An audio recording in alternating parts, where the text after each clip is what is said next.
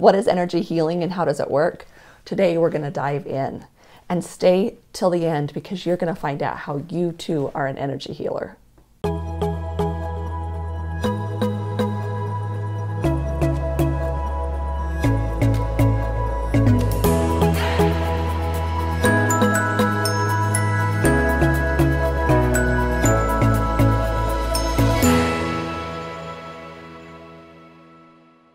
So according to reports, Adele swears that if she holds crystals, she sings better.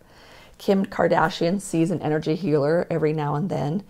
And NFL and NBA stars are starting to take Reiki practitioners with them as they travel for games. What does this all have in common? It's energy healing. And it's new and it's innovative, and scientists are starting to take note. So today we're going to understand a little bit more of what that means. It's kind of a big umbrella, energy healing. What is energy healing?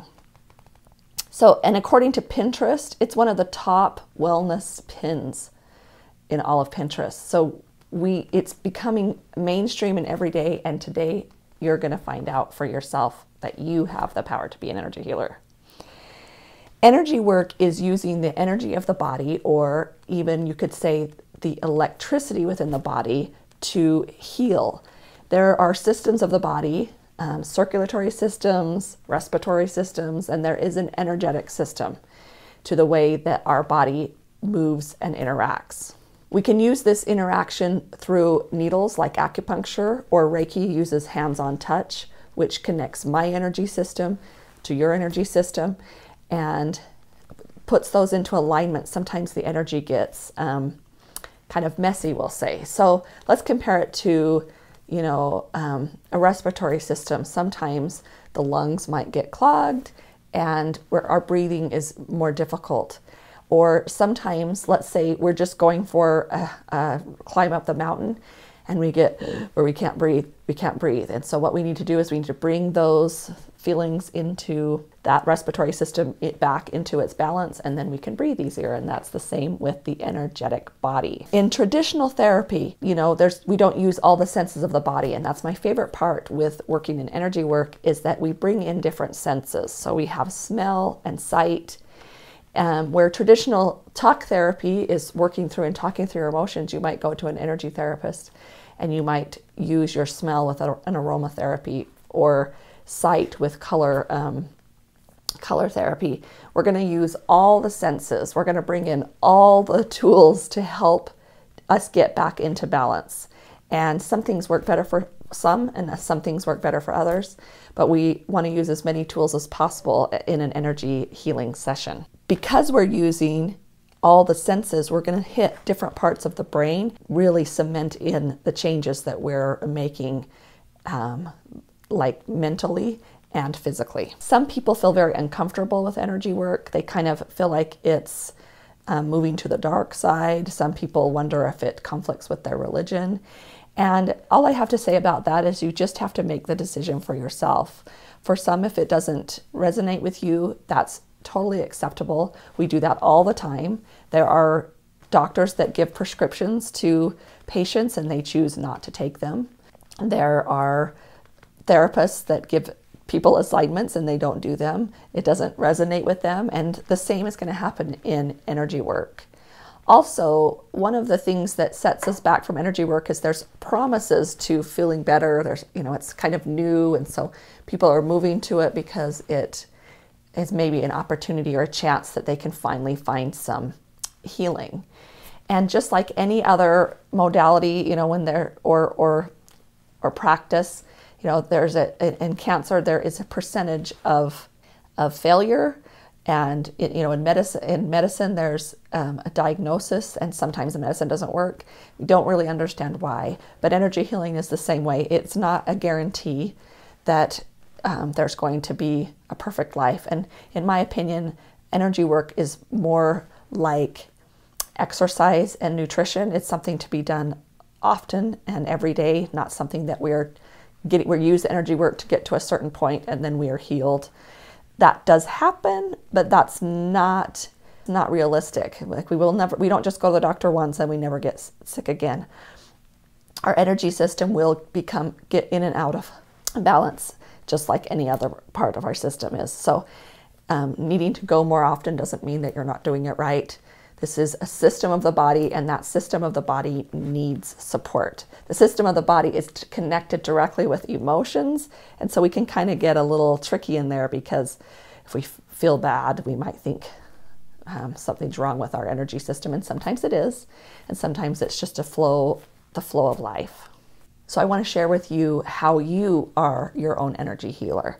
So thoughts and patterns we experience every day, and we have a thought and an idea about it, and it kind of gets tucked away in our psyche as this comes in and this emotion comes out. We have these neural pathways in our brain that help us create that, and energy work is something that can disrupt that neural pathway, and we can start something new. So one of the first things to learn about energy healing is the chakra system. The chakra system is a series of energy centers. So it's kind of like where the circulatory system has the heart and the veins as part of that system.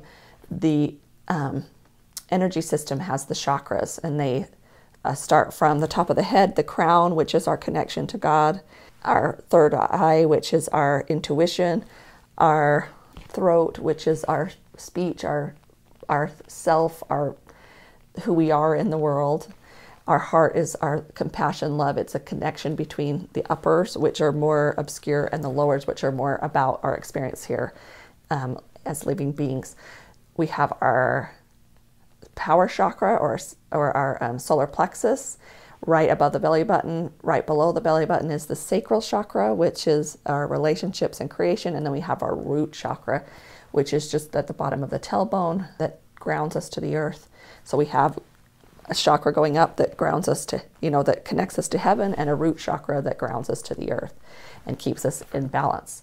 So using those energy centers, you can begin to work with those. So you can send some energy to those centers, and you'll notice a difference. So kind of rub your hands together and just get some friction going. You'll start to feel it, and then kind of create a ball, and you can kind of feel it. And this ball of energy, whatever works for you to create it, and you can bounce it off the different chakras and thread. We can thread it on top of our head down to all the chakras. And as you do this, breathe in and out, and in just a few minutes, you can see how you have calmed down your nervous system, how you feel more at peace. If there's a chakra or an energy center that you can tell needs more support, just rest there for a few minutes.